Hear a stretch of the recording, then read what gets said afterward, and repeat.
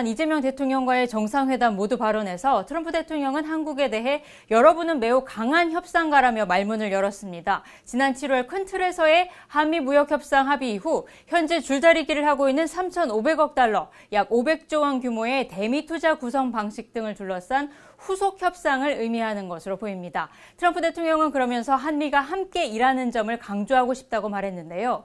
이번 순방길에서 강조한 한미 조선업 협력도 다시 언급하면서 한국과의 오랜 유대를 여러 차례 언급하기도 했습니다. 트럼프 대통령은 한국이 조선의 대가가 됐다고 추켜 세우면서 한국과 협력해 미국이 조선의 최강자가 될 거라고 말했습니다. 트럼프 대통령의 말을 들어보시겠습니다. Because you become a master of shipbuilding. And I know we're working in the Philadelphia yards and in various other places in the United States where you're coming. We're going to make ships together in the United States. And we're going to start up shipbuilding and we'll be right at the top. CNN은 서울 특파원을 연결해서 트럼프 대통령과 이재명 대통령의 정상회담 소식을 새벽인데도 불구하고 30분 단위로 생방송으로 전하고 있는 모습을 볼 수 있습니다. CNN은 미국이 한국 간 이견을 좁히지 못해서 트럼프 대통령이 무역협정에 서명하지 못하고 떠날 가능성이 크다고 보도를 했는데요. 또 이재명 대통령이 트럼프 대통령에게 절대적인 권력과 지혜를 상징하는 이 천마총 금관 모형을 선물했는데 이것이 트럼프 대통령의 취향에 맞는 선물이라고 전하기도 했습니다. 로이터와 AFP 통신은 트럼프 대통령이 한미 무역협정이 곧 최종 타결될 것이라고 말했다는 내용을 속보로 전했습니다. AFP 통신은 트럼프 대통령이 한국과 매우 특별한 관계를 강조하면서 조선업 협력도 부각시켰다고 전했습니다.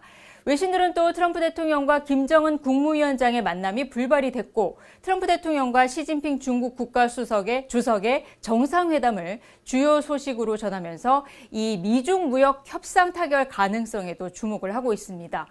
워싱턴 포스트는 잠시 전 한국 에이펙 정상회의에 트럼프와 시진핑의 그림자가 드리워져 있다는 제목의 기사를 올렸습니다. 한국은 트럼프 대통령의 백악관 복귀 이후 급변한 세계 무역 질서 속에서 에이펙 의장국을 맡았는데 이제 새로운 균형을 찾아야 하는 과제를 안게 됐다고 분석했습니다. 뉴욕타임스는 에이펙이 열리고 있는 경주가 유서는 깊지만 숙소가 부족한 도시라며 준비 부족을 지적하기도 했습니다. 에이펙으로 2만 명이 경주에 모였지만 이 호텔을 찾지 못하는 숙박난이 이어지는 등 인프라가 부족했다면서 2년 전 새만금 세계 스카우트 잼버리 행사 실패가 떠올랐다고 꼬집기도 했습니다.